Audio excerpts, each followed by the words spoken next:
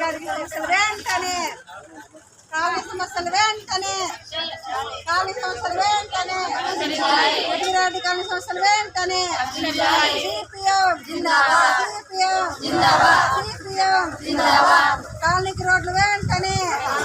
కాలనీకి రోడ్లు వెంటనే కాలనీకి రోడ్లు వెంటనే నీళ్ళ ట్యాంకులను నీళ్ళ ట్యాంకులను నీళ్ళ ట్యాంకులను కరెంటు పోల్ను కరెంటు పోలను కరెంటు పోలను